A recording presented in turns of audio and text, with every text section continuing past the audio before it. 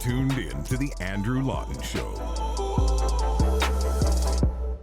I wanted to switch to the political side of this for a moment here, because one of the things that's easy to forget for a lot of people is how much of a tectonic shift in politics there was at the time of the Freedom Convoy. And we had Erin O'Toole, who was the leader of the Conservative, well, leader is questionable, but who nominally led the Conservative Party of Canada at the time, who was very weak on the Freedom Convoy, would not say whether he was going to meet with the truckers, wouldn't say if he was supporting it, would say that we need to get more truckers vaccinated, and that's how we're going to solve the trucker vaccine mandate. And his lack of support for the Freedom Convoy was a big reason that Erin O'Toole was ousted.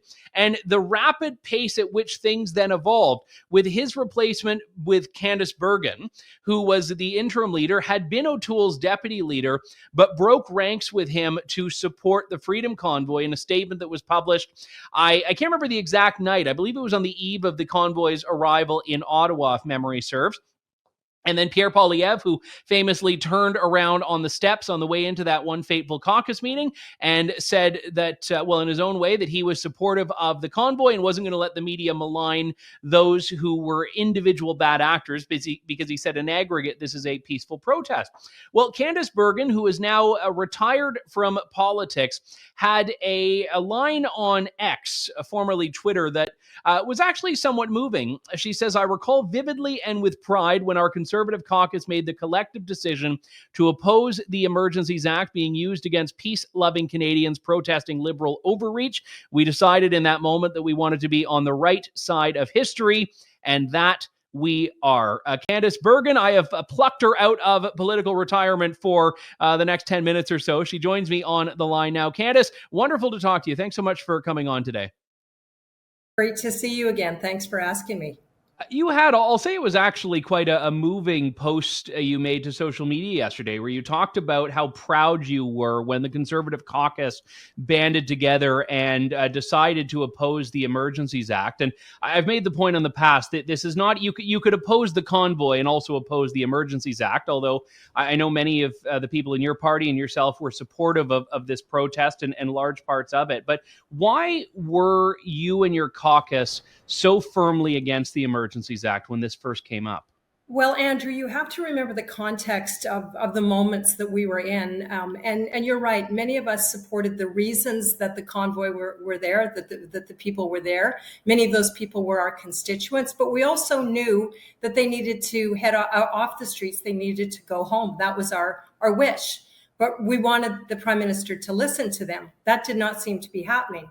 So when the Emergencies Act was invoked, we had to make a decision, and there was a lot of pressure. You'll remember the media, the mainstream media, not all media, but most of the media was saying this was the right thing to do, and we had to support it. And so we came together as a caucus, which is what I find these MPs that I've been so privileged to have worked with, we do so well. We came together, we had a really good conversation in our caucus, heard all sides, and we heard, should we support it? Should we be fully against it? Should we ask for an amendment? And, you know, without breaking any kind of cabinet or caucus confidentiality, I can just tell you what an incredible conversation and discussion we had as a caucus back in February 2022, talking about freedom, talking about our constituents and what we needed to do as parliamentarians. And we talked about history and where we wanted to be when all of this was said and done in 5 years, 10 years, 50 years. And we decided overwhelmingly, and we were very proud and very strongly supporting working and fighting and speaking against the Emergencies Act. That history aspect is incredibly important. I made the point a while back on my show that, you know, at one point, William Lyon Mackenzie was a traitor who was in exile, and then you fast forward a decade and he's a member of parliament. I mean, things can change. And with the benefit of hindsight, even the judge said this in the ruling yesterday, you can get a more full picture of things. And that seems to be happening here as well. We're in the moment. You had a lot of anger, of course, in many directions. But the further away we get from this, that there's this surreal aspect when you think, wait, did the government actually freeze people's bank Yeah. accounts? And that was the Emergencies Act. That's what they did here. So when you talk about being on the right side of history, I know it's thankless being in politics, and you had to bear a lot of the criticism from the media and the left for this, but I do think you're going to get that in the end. Well, and that's gratifying, absolutely. But what I'm thinking about today, and my heart just goes out to the people who are still suffering because they were part of that convoy. They supported the convoy. The fact is that the government's position on the protesters, most of the media's false betrayal of or portrayal of what happened in Ottawa, have really set a lot of Canadians who were not in Ottawa against the protesters. And, I know even when I would go home and talk to people and I would say, listen, yes, they need to leave the streets of Ottawa, but these people are happy. They are peaceful. You look at the protests that are going on right now supporting Hamas and how different those protests are being portrayed. And yet people throughout the country were being told that these were violent, hateful protests and that the Emergencies Act had to be invoked because they were so dangerous. These are the people, my heart goes out to the people who have been lied to by their own government and the media, and then the people who were so falsely maligned. So, I'm really, really proud and glad our caucus took the stand that we did. But, we need to learn from this, Andrew. And if we don't learn from this, I'm afraid that the whole agenda of wedge, stigmatize, and divide Canadians will be won by Trudeau. If we don't learn from this, which thankfully I believe that we are, I see what our leader Pierre Poilievre is doing and caucus is doing, but I do worry about our country as far as the media. I honestly, Andrew, I'm glad that you've had me on. I would love to ask some members of the media. I was grilled by Evan Solomon. I was absolutely grilled. How dare you not support the Emergencies Act? And how dare you support these people? What does he have to say for himself now? How about some of the writers in the Globe and Mail, for example? Where's their accountability? And I feel that unless there is some real reckoning, government will be held to account, Andrew. This government will be held in terms of the vote. They will be held to account at some point. But there are many people, elites, academics, the Ottawa bubble. We know the Ottawa bubble. So I'm really happy, proud that we were on the right side. I'm so proud of the caucus that I served with, incredible members of parliament, but we better learn from this. You are right. The media malfeasance throughout the entire protest, and I'd say the entire COVID era was quite something. There was one Globe and Mail reporter that posted online that there was a wrecking ball outside Trudeau's office, but it was actually the weight holding the Canadian flag there that was, like the size of, my fist or something. And then you also had CBC musing that this was all some foreign Russian financed operation. And there hasn't really been ever a reckoning, let alone an apology from these people. And I think a lot of folks have really expected this could all just be kept in the past. Well, and I guess in a sense, their reckoning has come in that most of the media in Canada has lost all credibility, especially with, I would say, 40 and under. They have no credibility. And so 40 and under are using their dollars to show where they want to get their news from. And it's not the CBCs. It's frankly not the CTVs, probably not none of the mainstream. So I guess there is that reckoning. But, I do remain hopeful, Andrew, as much as I'm frustrated as I look back. And I think that there still is a false malignment of actually peace-loving Canadians who came to Ottawa asking for their prime minister to say, I hear you. And yes, we are not going to continue with these mandates.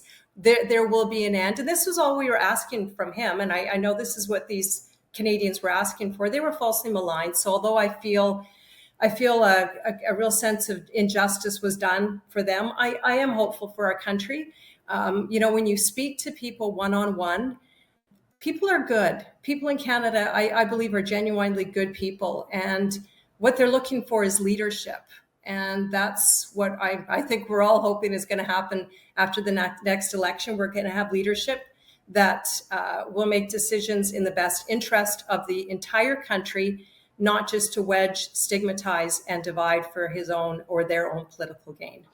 Were you surprised that the NDP went the way they did on this? You know, the party of Tommy Douglas, the party that has put itself in protests more times than anyone could count. Were you surprised that they ended up? I mean, Jagmeet Singh has tried to do a bit of revisionism here and said it was only reluctantly, but they were quite supportive of this at the time. And I'm curious if that, when you were in the thick of it there as leader of the opposition, if that shocked you in any way.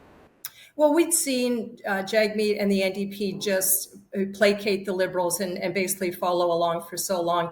You know, Andrew, the irony is the Liberal Party has strayed so far from what it was. It is not the party of Jean Chrétien, of even Paul Martin, John Manley. It is not the party that most traditional Liberals knew.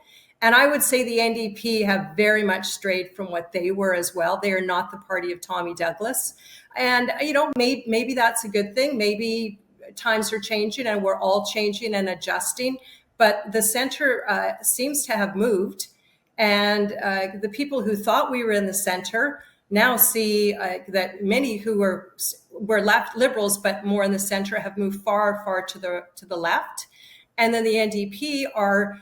we don't even know where they are, actually. They're left, but they're not left in terms of supporting workers or protesters, unless the protesters are protesters that they support. You know, they haven't, and I mean, that's the other thing that we haven't even really talked about. When you compare the protesters that were in Ottawa in early 2022 versus the anti-Semitic protests and the hateful protests we have seen going on across the country in support of the terrorist Hamas organization.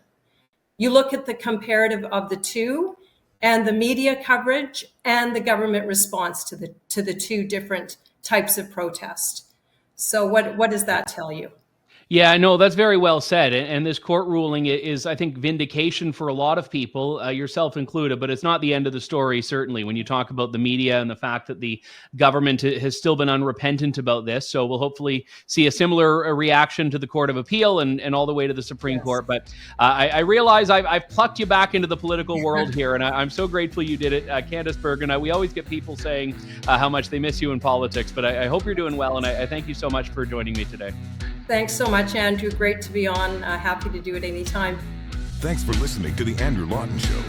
Support the program by donating to True North at www.tnc.news.